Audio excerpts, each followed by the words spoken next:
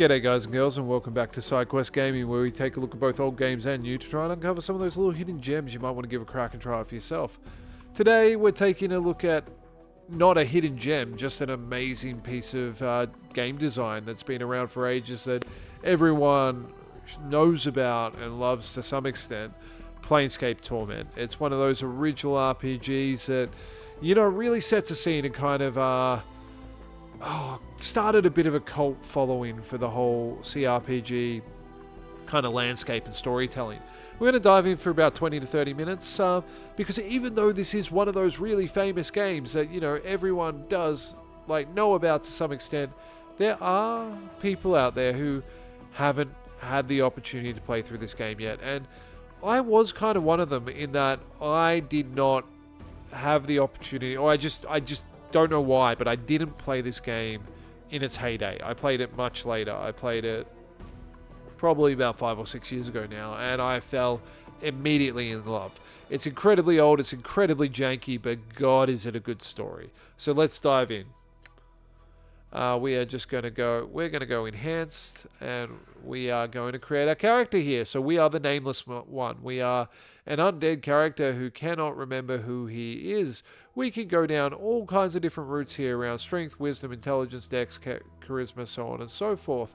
I think I want to be a pretty strong, wacky boy who's also pretty charismatic. I like that idea. So let's give him a bit of dex as well. Yeah, that sounds... I have no idea whether that's even remotely a reasonable build. Let's say we're not too... Oh, we can't drop wisdom down at all.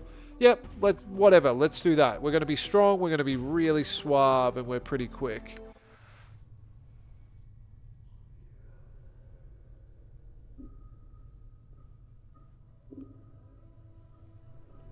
Hey, Chief. You okay? You playing corpse or you putting the blinds on the dusties? I thought you were a deader for sure. Who are you? Who am I? How about you start? Who are you? We could say, I asked you first, Skull. A floating skull is a good start to a game. Or, I don't know, I can't remember. I asked you first. Yeah, and I asked you second. What's your name? You first, Skull. It's the last time I'll ask. Shh, you're tighter than a wet rope. Alright, I'll be the nice guy here. Name's Mort. Who are you? I don't know. Can't remember. You can't remember your name? Huh. Well, next time you spend a night in this burg, go easy on the bub. Name's Mort. I'm trapped here too. Trapped? Yeah, since you haven't had time to get your legs yet, here's the chant. I've tried all the doors, and this room is locked tighter than a chastity belt. We're locked in where? What is this place? It's called the mortuary. It's a big black structure with all the architectural charm of a pregnant spider. The mortuary? What? Am I dead? No, from where I'm standing. You got scars aplenty though.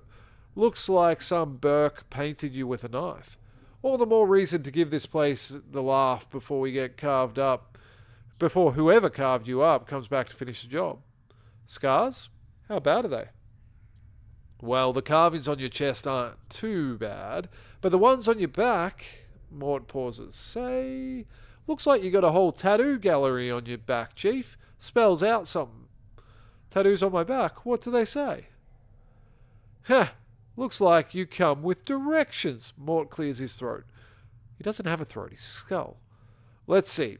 It starts with... I know you feel like you've been drinking a few kegs of Styx wash, but you need to center yourself.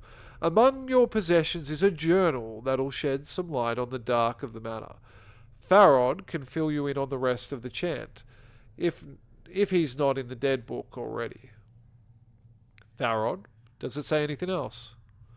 Yeah, there's a little bit more. Mort pauses. Let's see. It goes on. Don't lose the journal or we'll be up the sticks again. And whatever you do, do not tell anyone who you are or what happens to you, or they'll put you on a quick pilgrimage to the crematorium. Do what I tell you.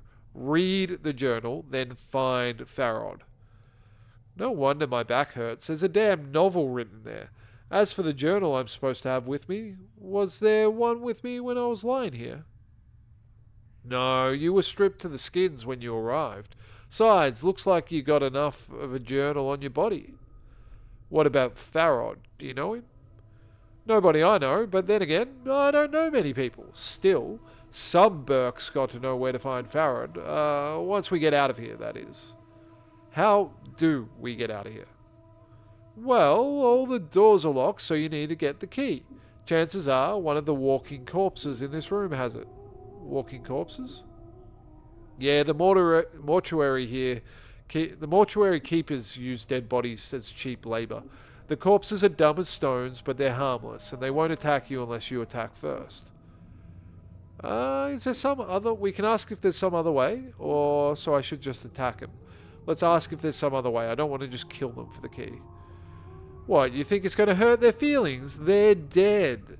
But if you want a bright side to this, if you kill them, at least they'll have a rest before the keepers raise them up to work again. Imagine that. You die and you have to go back to work. Well, alright, I'll take one of them down and get the key. Well, before you do that, arm yourself first. I think there's a scalpel on one of the shelves around here. Alright, I'll go look for one. One last thing, those corpses are slow as molasses, but getting punched by one of them is like being kissed by a battering ram. If they start getting an edge on you, remember you can run, and they cannot. Use it to keep some distance if you need to recover. Alright. Okay, yep, how to play, cool. Alright, let's go. We've got Mort here is our little helper, a skull. Over here we've got some bandages. We're going to grab those. What else do we have? There is some things we can check. We're going to zoom in a bit because we were super far out. This slab is covered with the dried blood of remains. These barrels contain a murky liquid. It smells like a cross between vinegar and formaldehyde. Tasty. Door is locked. You will need a key. Okay, what's over here?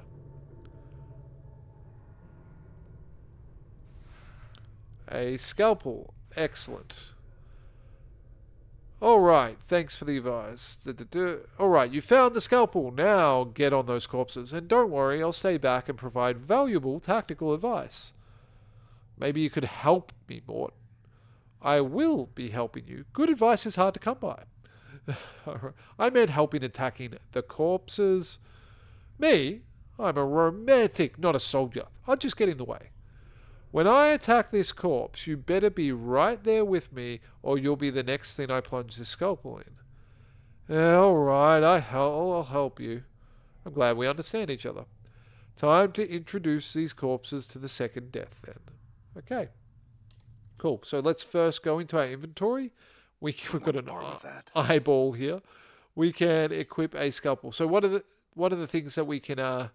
do as this game progresses is we can remove body parts and put in other people's body parts and things like that are all gross and fantastic. I love it. Okay, let's check some of these other things we can grab first. What's this? Nothing there. Okay, so maybe that's something we can use for something else.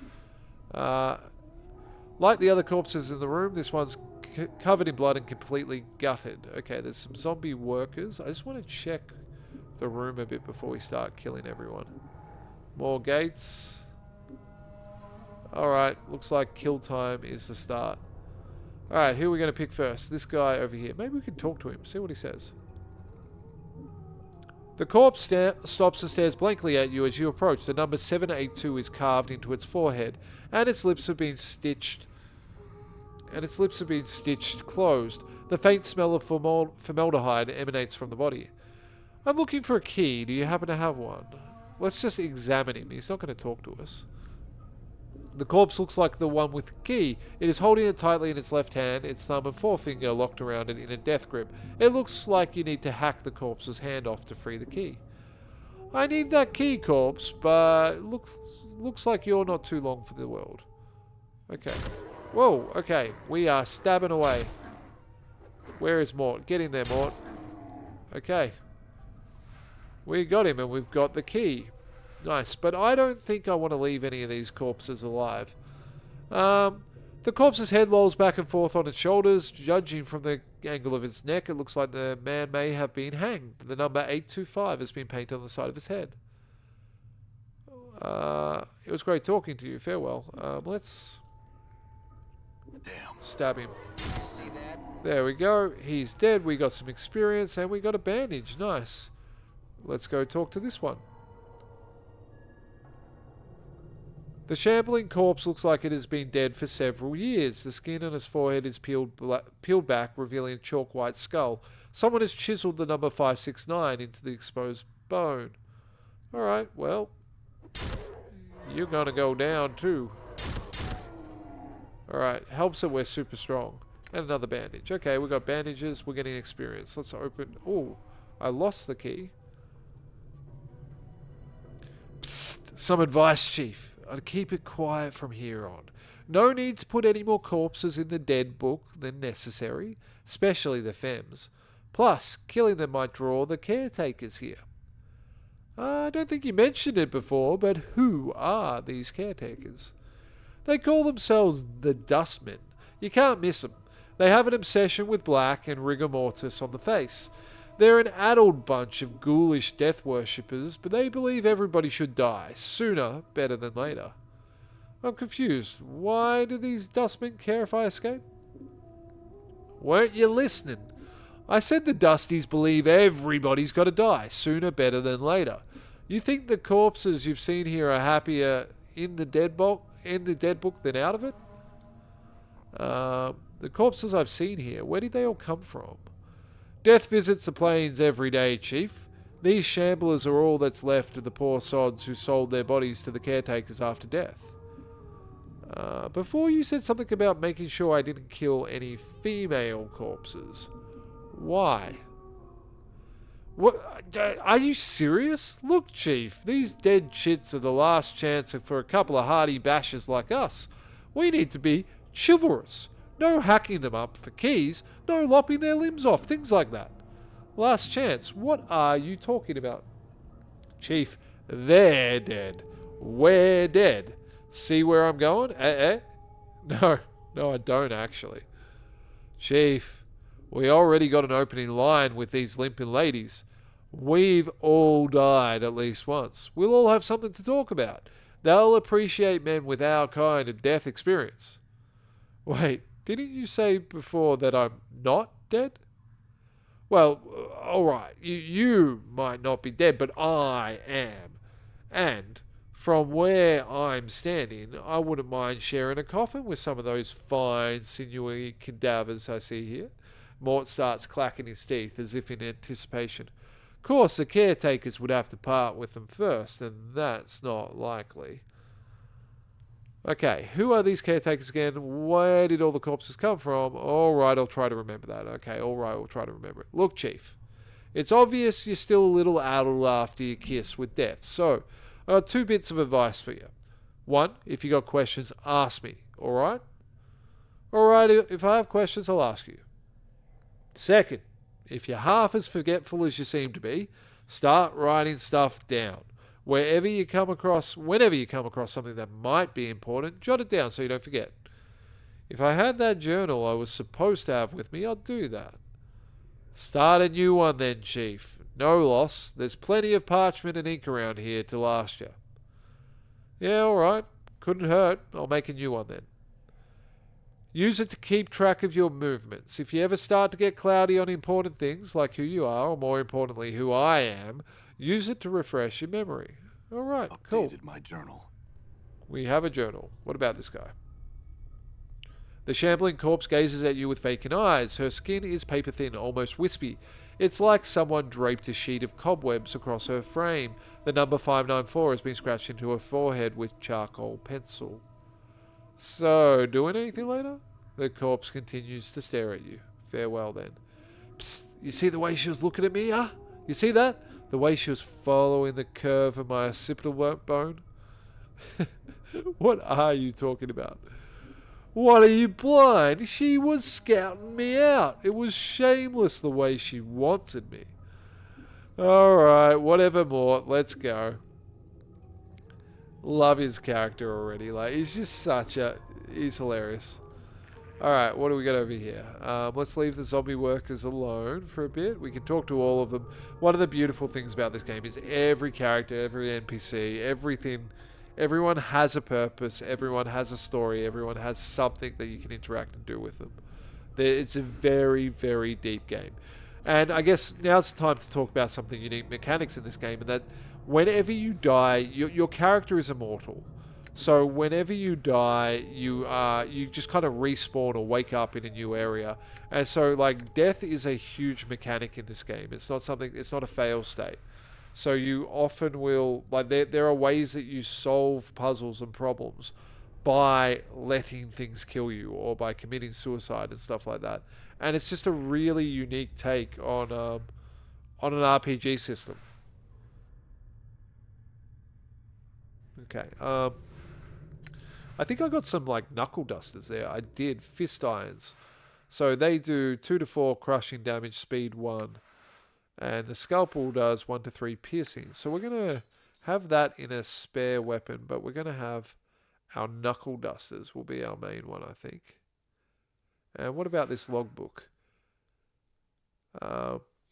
Okay, bit of lore. I'm not going to read that out.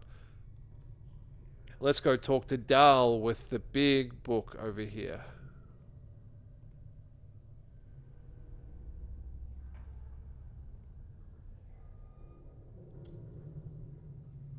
The scribe looks very old. His skin is wrinkled and has a slight trace of yellow like old parchment.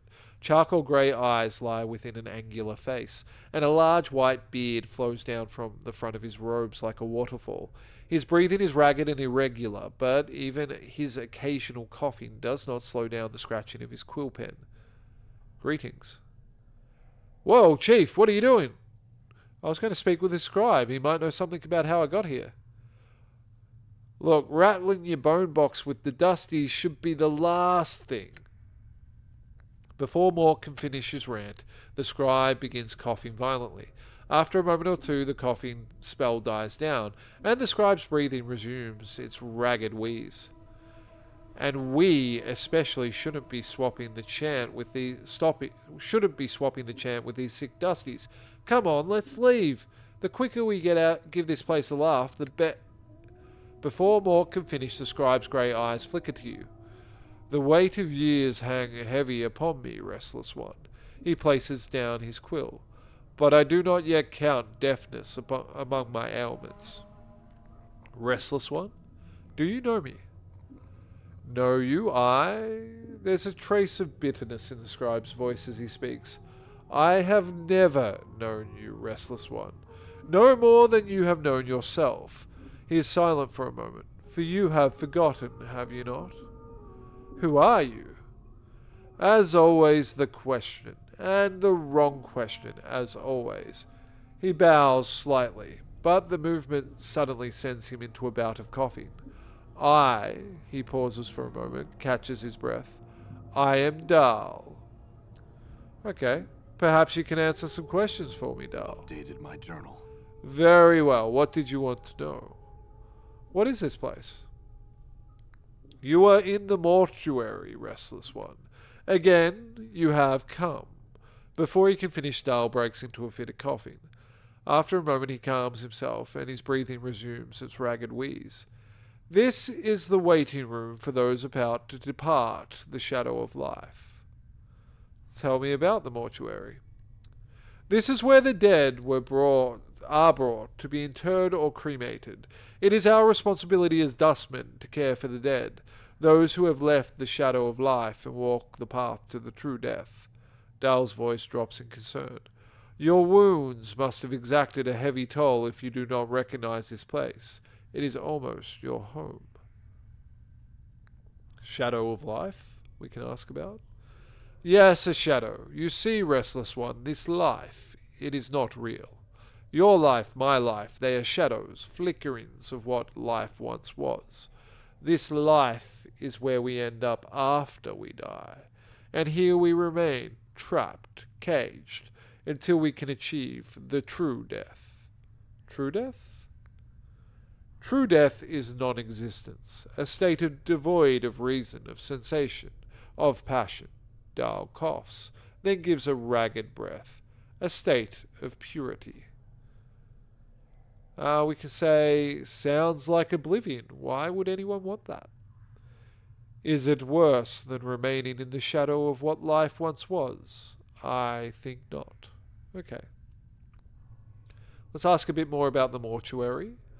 Dustmen. We dustmen are a faction, a gathering of those of us that recognize the illusion of this life. We await the next life and help the others on their journey. Perhaps you can explain to me why the dustmen want me dead. Dahl sighs. It is said there are souls who can never attain the true death. Death has forsaken them, and their names shall never be penned in the dead book. To awake from death as you have done suggests you are one of these souls. Your existence is unacceptable to our faction. Unacceptable? That does not sound like it leaves me in a good position. You must understand, your existence is a blasphemy to them. Many of our faction would order you cremated if they were aware of your affliction. You're a dustman, but you don't seem to be in favor of killing me. Why not? Because forcing our beliefs upon you is not just. You must give up this shadow of your life on your own, not because we force you to. Dahl looks about to break into another coffee jag, but he manages to hold it in with some effort. As long as I remain at my post, I will protect your right to search for your own death. What is your post? I am a scribe, a cataloguer of all the shells that come to the mortuary. Dahl coughs again, then takes a deep breath. As long as the stream of corpses flows through the mortuary, I shall remain at my post. All right. Is there anything else you can tell us about the mortuary? Tell us about Sigil. Sigil is our fair city, restless one. Okay. What about our wounds? Yes, the wounds that decorate your body. They look as if they would have sent a lesser man along the path of the true death. Yet it seems as if many of them have healed already. Dahl coughs violently for a moment, then steadies himself. But those are only the surface wounds. Only surface wounds? What do you mean? Updated my journal. I speak of the wounds of the mind. You have forgotten much, have you not? Mayhap your true wounds run much deeper than the scars that decorate your surface. Dahl coughs again. But that is something that only you would know for certain. All right. What about how I got here? Dahl snorts in contempt, as if he finds the memory repugnant. Your mouldy chariot ferried you to the mortuary, restless one. You would think you were royalty based on the number of loyal subjects that lay stinking and festering upon the cart that carried you. I arrived here on a cart? Updated my journal. Yes, your body was somewhere in the middle of the heap, sharing its fluids with the rest of the mountain of corpses. Dahl breaks into another violent fit of coughing, finally catching his breath minutes later. Your seneschal, Farad, was, as always, pleased to accept a few mouldy corpses to dump the lot of you at the mortuary gate. Who is this Farad? He is a collector of the dead. Dahl draws a ragged breath and continues. We have such people in our city that scavenge the bodies of those that have walked the path of true death and bring them to us so that they may be interred properly. Where can I find this Farad? If events persist as they have, restless one, you have a much greater chance of Farad finding you and bringing you to us again before you find whatever ooze puddle he wallows in his time. Nevertheless, I must find him. A slight warning creeps into Dahl's tone. Do not seek out Farad, restless one. I am certain that it will simply come full circle again, with you none the wiser and Farad a few coppers richer. Accept death, restless one. Do not perpetuate your circle of misery. I have to find him. Do you know where he is? My journal. Dahl is silent for a moment. When he finally speaks, he seems to do so reluctantly. I do not know under which gutter zone Farad lairs. at the moment, but I imagine that he can be found somewhere beyond the mortuary gates in the hive. Perhaps someone there will know where you can find him. Alright, what else can we ask him about? Do you know who I am? Updated my journal. I know scant little of you, restless one. I know little more than those that have journeyed with you, who now lie in our keeping, Dal sighs. I ask that you no longer ask others to join you, restless one. Where you walk, so works misery. Let your burdens be your own.